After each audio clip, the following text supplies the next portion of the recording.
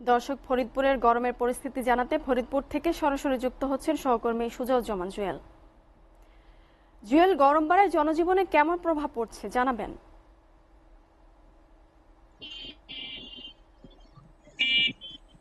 আপনি যেমনটি বলছিলেন, গত গত 5 বছর সারা বাংলাদেশের উপর দিয়ে যে তাপপ্রবাহ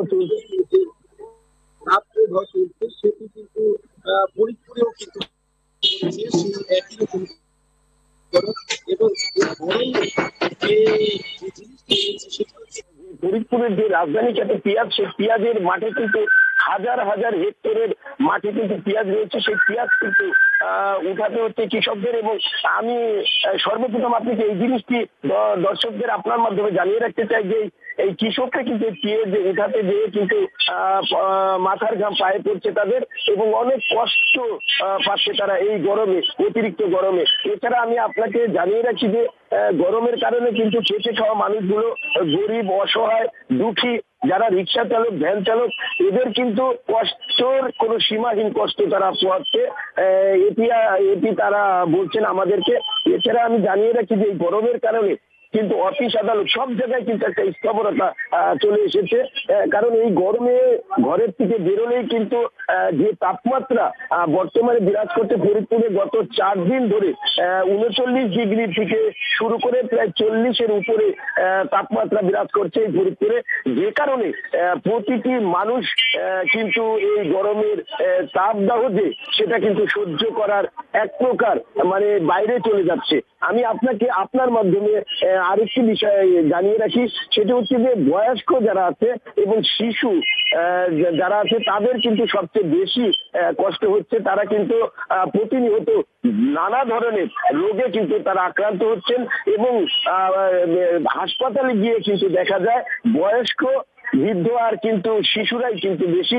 এবং শিশু হাসপাতালে কিন্তু শিশুদের যে বেডগুলো আছে সেই বেডে কিন্তু এখন আর কোনো জায়গা নেই, এবং অন্যান্য যে হাসপাতালগুলো আছে যেখানে শিশুদের চিকিৎসা হয় না, কিন্তু সেখানেও কিন্তু তারা চিকিৎসা সেবা নিচ্ছেন। এইরকম একটি পরিস্থিতি কিন্তু ফরিদপুরে বিরাজ করছে। এছাড়া প্রতিটি রাস্তার মোড়ে মোড়ে কিন্তু মানুষ এই গরমে একটু ইসের জন্য মানে গরমের থেকে একটু বাঁচার জন্য কিন্তু তারা রাস্তার পাশে যে শরবতগুলো আছে, নানা ধরনের শরবতের যে পসরা বসিয়েছে ছোট ছোট ক্ষুদ্র ব্যবসায়ী, সেখান থেকে কিন্তু তারা এই শরবতটি খাচ্ছেন, এবং ডাব, অন্যান্য যে ফলগুলো আছে তারা সেটি খেয়ে এই গরম থেকে নিবারণের যে একটা প্রচেষ্টা সেটা কিন্তু তারা করে যাচ্ছেন। আমি আপনাকে আরেকটু তথ্য জানিয়ে রাখি, আবহাওয়া অধিদপ্তরের সাথে আমাদের কথা হয়েছে, তারা যেমনটি আমাদেরকে জানিয়েছেন যে আসলে যে গরমের যে তীব্র তাপদাহ এটি কিন্তু আরো কয়েকদিন চলবে, এবং এভাবে চলার একটা পর্যায়ে যদি বৃষ্টি আমাদেরকে উপহার দেয় আল্লাহ, তাহলেই হয়তোবা একটু এই যে তাপদাহ সেটি কিন্তু কমবে, এমনটি কিন্তু জানিয়েছেন।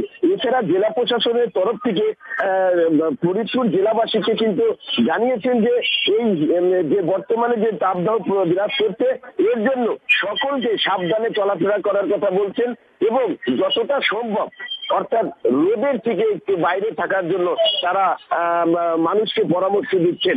এই ছিল আমার কাছে মুনিয়া সর্বশেষ ফরিদপুরের গরমের যে পরিস্থিতি, সেটি চলে যাবো আপনার কাছে স্টুডিওতে।